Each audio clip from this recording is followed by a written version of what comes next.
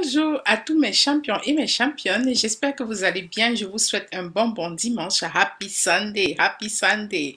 Et j'espère que la fête de la famille s'est très bien passée. Bon, je parle des gens de l'Ontario, de la Colombie-Britannique et de certaines parties du Canada. Merci encore de me suivre. Bienvenue sur cette chaîne Alice Dikweka. Ici, nous parlons de finances, nous parlons de multiplier ses revenus, nous parlons de mindset et nous parlons également de démarrer sa propre entreprise. Je vais partager avec vous aujourd'hui quelque chose de super excellent. C'est vrai que lorsqu'on parle de démarrer son entreprise, de multiplier ses revenus, on oublie toujours la partie de comment planifier ses finances. C'est très important. Donc, quelle que soit la somme que vous allez gagner dans la vie, si vous n'avez pas très bien planifié vos finances, vous serez comparable à quelqu'un qui gagne de l'argent et met dans dans une poche percée ou bien dans des citernes crevassées. C'est comme ça que ça se passe. Et alors, au Canada, je vais prendre le cas du Canada ou de l'Amérique du Nord. Plusieurs familles au Canada ou bien en Amérique du Nord, même dans certaines parties du monde, ont du mal à gérer un problème de 400 $ à la fin du mois. Donc, un problème peut-être qui les surprendrait comme ça là d'un coup. Beaucoup de personnes ont du mal. Peut-être il y en a qui n'ont pas assez de mal parce qu'elles connaissent, elles savent déjà comment ça se passe, la planification financière. Donc aujourd'hui, je vais montrer en 7 étapes comment est-ce que vous pourriez planifier vos finances, quels que soient vos revenus, quels que soient vos problèmes financiers, que vous ayez assez de revenus ou des problèmes financiers, c'est important de toujours planifier. Avec votre argent ou sans argent, il faut toujours avoir une certaine vision. La première chose, le premier objectif, c'est d'avoir des objectifs, ok? C'est de faire une cartographie déjà de tout ce que vous voulez avoir. Et c'est très important de planifier parce que vous ne pouvez pas passer des années sans avoir planifié quelque chose. Qu'est-ce que vous voulez dans la vie? Est-ce que vous avez des projets à court, à moyen et à long terme? Est-ce que vous voulez acheter une maison? Et si oui, vous voulez acheter une maison de combien? Est-ce que vous voulez faire des vacances dans des pays que vous n'avez jamais visités? Est-ce que vous voulez payer l'éducation? Vous voulez payer l'école de vos enfants dans des universités très chères comme Harvard et ainsi de suite? Des choses pareilles se planifient à l'avance, voire plusieurs années à l'avance. Ça dépendra. Vous allez découper vos projets en cours, à moyen et à long terme. Donc, dans l'un comme dans l'autre cas, la deuxième chose, donc après avoir fixé les objectifs et après avoir défini c'est quoi les projets à court, à moyen et à long terme, la deuxième chose que vous devez faire, c'est dépenser votre argent avec parcimonie, ok? Pas parcimonie, une fille, hein? Donc avec parcimonie, avec une certaine intelligence, avec modération. Ne pas dire que oui, comme j'ai 5 000 $ par mois, alors je vais m'acheter une Audi dernier cri, ok? Donc c'est ça, dépenser avec parcimonie. Et encore, pour dépenser avec parcimonie, il faut des objectifs. Et objectif signifie vous devez à peu près savoir combien coûte votre loyer au mois, combien coûte la popote, donc la nourriture. Est-ce qu'il va falloir que vous arrêtiez un peu les restaurants? Donc j'ai fait des vidéos là-dessus, comment épargner. Vous pouvez aller suivre, c'est en haut dans la barre de description. La troisième chose, et qui est très importante, il faut vous débarrasser des dettes. Parce que si vous comptez vous enrichir et que vous devez à d'autres personnes, ce n'est pas drôle. Ça va un peu faire, ça va faire que les gens vont beaucoup parler dans votre dos et ce ne sera pas une bonne chose. Parce qu'ici, nous, on veut s'enrichir sans faire parler les gens. C'est vrai que les gens vont toujours parler, mais il ne faut pas que ces gens-là aient raison. Donc, réglez vos dettes avant de commencer à vraiment dire que vous voulez épargner. Et quand j'ai dit régler ces dettes, ça veut dire que quoi? J'ai eu des clients qui, par exemple, avaient des dettes sur la carte de crédit. Là, c'est pas qu'ils devaient aux gens, ils devaient aux banques.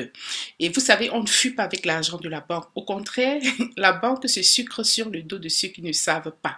Alors, le client payait sur sa carte de crédit des crédits sur sa carte de crédit à hauteur de 20%. Donc, il payait 20% de ce qu'il utilisait. Et vous devez également savoir que c'est pas vraiment 20% parce que chaque mois, il y a des intérêts composés.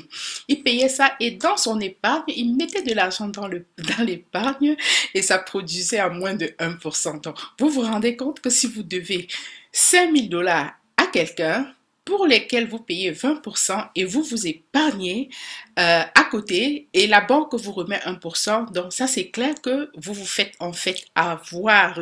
Parce que en ce moment, qu'est-ce qui se passe? Si vous êtes en train de payer 20% sur une dette de 5 000, ça veut dire que vous allez, si vous payez d'un coup, hein, vous allez devoir après un an, comme entre 6 000 et 6 500 $ à cette banque-là pour les 20% de taux d'intérêt. Et on est d'accord qu'il y a des intérêts composés, c'est pas juste 20%. Et si d'autre part, vous avez 5 000 pour lequel vous avez juste 1% d'intérêt, ceci veut dire que pour les 5 000, vous avez gagné à peine, si je ne me trompe pas dans les calculs, pour les 5 000, vous avez gagné comme à peine 5 ou 50 $. Dites-moi si j'ai raison, 5 ou 50 $. Dites-moi c'est quoi la bonne réponse. Je vais voir si vous me suivez.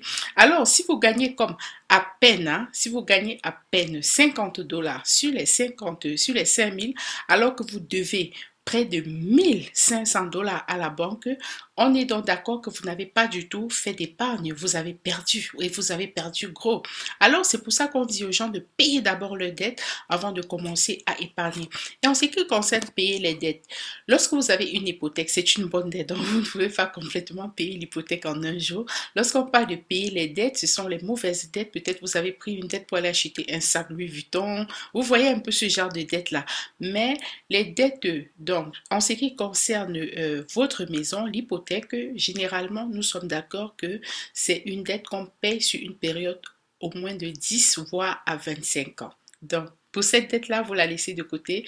Nous parlons des dettes à la consommation, comme les dettes que vous avez prises pour voyager et ainsi de suite. Et maintenant en quatrième position, donc lorsque vous avez fini de payer vos dettes, vous devez commencer à épargner. Au Canada, on appelle ça un fonds d'urgence. Alors, quand vous commencez à épargner, et je fais ça généralement avec les clients, même pour les clients qui sont endettés, n'hésitez pas de me contacter. On peut faire des réductions de dettes, mais également, je peux vous enseigner comment organiser vos finances et comment dépenser de l'argent avec parcimonie, en plus de gagner, de multiplier et de tripler vos revenus. Et alors, il y a également le plan d'urgence. Dans les fonds d'urgence, c'est une épargne. C'est important d'avoir un fonds d'urgence. Pourquoi est-ce que c'est important d'avoir un fonds d'urgence? Parce qu'il y a beaucoup de personnes, vous savez, quelque chose peut se passer dans votre pays d'origine, peut-être un parent est malade et ainsi de suite. Alors, pour des situations imprévues comme celle-là, vous pouvez aller récupérer de l'argent dans votre fonds d'urgence. C'est très important.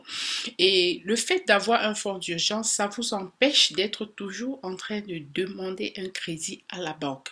Parce que demander un crédit à la banque, on finit toujours, hein, si on n'est pas très discipliné, on va toujours finir par se mettre la corde au cou. Et puis, cinquième astuce, c'est très important, il faut gagner plus d'argent, ok?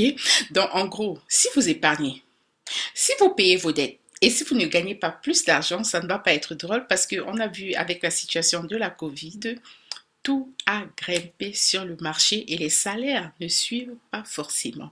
C'est ça le problème. Quand vous êtes salarié, ce n'est pas évident, ça ne suit pas.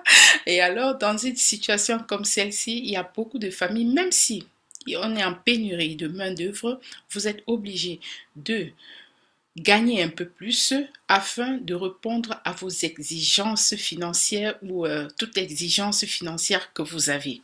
Et je vais en profiter pour faire une petite parenthèse. Au Canada, plus vous avez des jobs, plus vous payez des impôts. Alors, plus vous jobez, vous prenez 1, 2, 3 jobs, plus vous vous faites avoir, vous devenez un peu ce qu'on appelle les esclaves de l'État.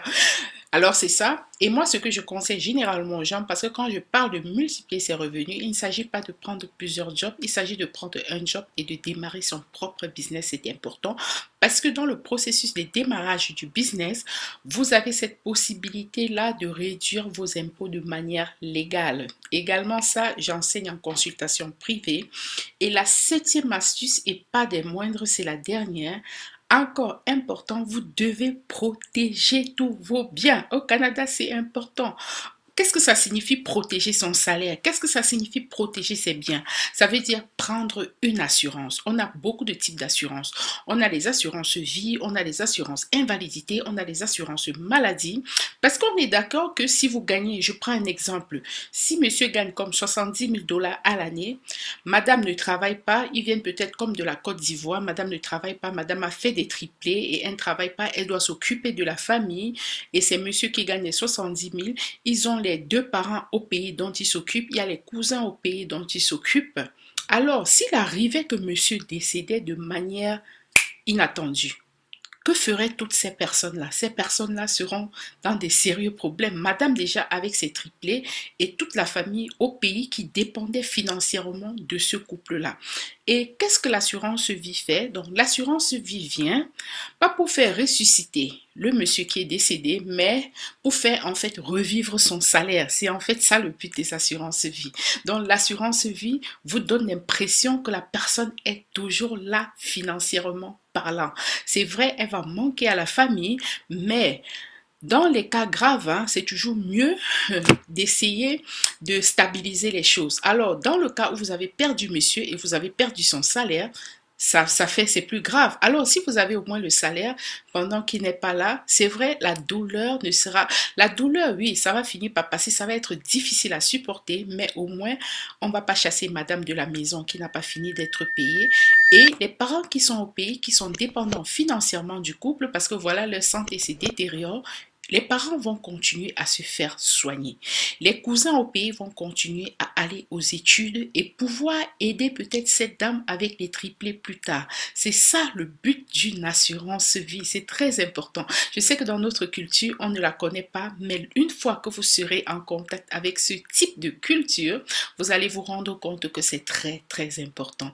Et j'ai vu des familles, hein, des femmes qui sont arrivées ici, le mari est décédé, et grâce à l'assurance vie, elles ont pu remonter la pente, donc elles ne se sont pas retrouvées en train de quémander, en train de dormir chez un oncle, une tante et ainsi de suite.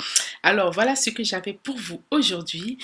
Comment planifier, comment organiser ses finances, même lorsqu'on multiplie ses revenus ou lorsqu'on n'a pas assez de revenus. Le conseil, c'est pour tout type de personnes, la classe moyenne et la classe très très aisée ou bien la classe au milieu. Alors, à nous revoir dans la prochaine édition. Je vous souhaite déjà un très très bon début de semaine. À nous revoir dans la prochaine édition. Bye bye.